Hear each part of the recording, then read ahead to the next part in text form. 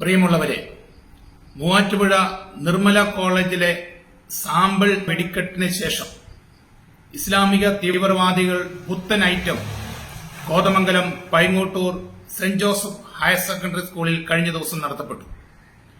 കേരളത്തിലെ സമാധാനകാംക്ഷികളായ മതേതര വിശ്വാസികൾക്ക് ഭീഷണി ഉയർത്തിക്കൊണ്ട് നിസ്കാര വിവാദം വീണ്ടും ഉയർന്നിരിക്കുകയാണ്.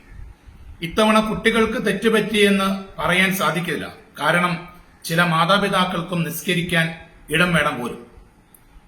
സിമിയും PFIയും SDPIയും ISISുമെല്ലാം തൊടുത്തുവിടുന്ന മതതീവ്രവാദത്തിന്റെ വിഷം മലബാറിന്റെ മണ്ണിൽ നിന്ന് പൊട്ടിവിരിഞ്ഞ് ഇപ്പോൾ ആടിത്തിമിർക്കുന്നത് മധ്യകേരളത്തിലെ തൊടുപുഴ, മൂവാറ്റുപുഴ, കോതമംഗലം, കാഞ്ഞിരപ്പള്ളി തുടങ്ങിയ മേഖലകളിലാണ്. ജോസഫ് സാറിന്റെ കൈവെട്ടിയെടുത്ത മനോജിനെ ഇല്ലാതാക്കാൻ ശ്രമിച്ച അതേ മണ്ണിൽ നിസ്കാര വിവാദം ഉയർത്തിക്കൊണ്ട് ഇസ്ലാമിക ശരീഅത്തിനായിട്ടുള്ള പോരാട്ടം ആരംഭിച്ചതിന്റെ സൂചനകൾ കേരളത്തിന് നൽകുകയാണ് തീവ്രവാദികൾ.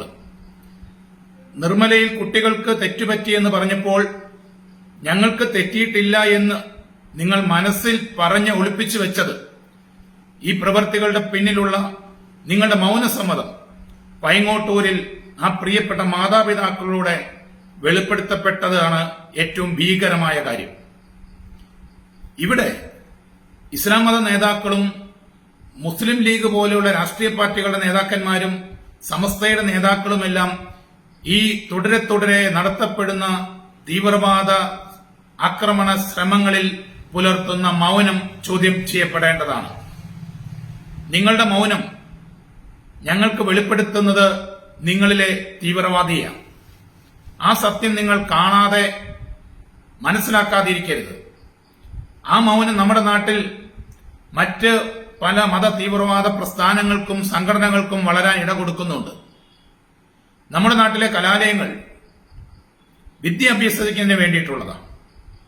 അവിടെ വിദ്യാഭ്യാസം നേടുന്നതിന് വേണ്ടിയിട്ടാണ് കലാലയങ്ങളിലേക്ക് വിദ്യാർത്ഥികൾ പോകുന്നത്, പഠിക്കുവാനായിട്ടാണ്.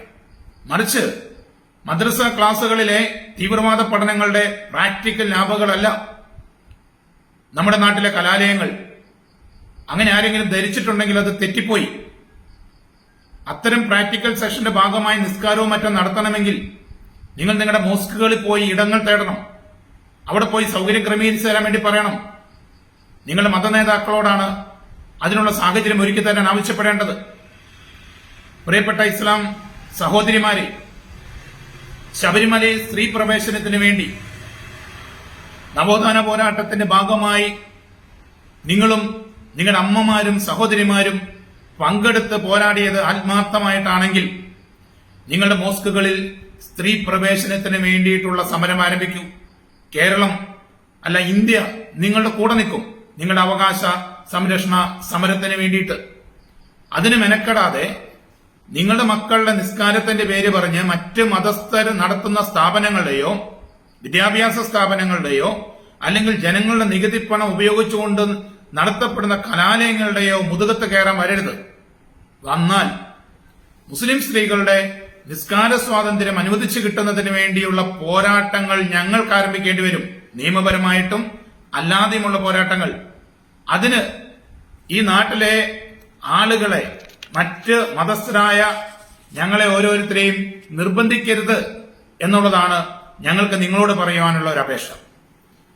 ഇത്തരം തീവ്രവാദികളുടെ തീവ്ര നിലപാടുകാരുടെ നീക്കത്തിനെതിരെ കേന്ദ്ര സംസ്ഥാന സർക്കാരുകളും വിവിധ രാഷ്ട്രീയ പാർട്ടികളും പുലർത്തുന്ന മൗനം നമ്മൾ കേരള സമൂഹം ചർച്ച ചെയ്യണം. ഭീകരവാദത്തിന്റെ സ്ലീപ്പിംഗ് സെല്ലുകൾ അമർച്ച ചെയ്യപ്പെട്ടേ പറ്റൂ, ഇല്ലാതാക്കപ്പെട്ടേ പറ്റൂ.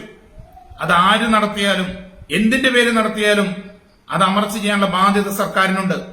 സർക്കാരുകൾ ഇത്തരത്തിലുള്ള മേഖലകളിൽ മൗനം പുലർത്തുമ്പോൾ അല്ലെങ്കിൽ നിശബ്ദമായി സപ്പോർട്ട് ചെയ്യുമ്പോൾ ജനം അതിനെതിരെ പ്രതികരിക്കും.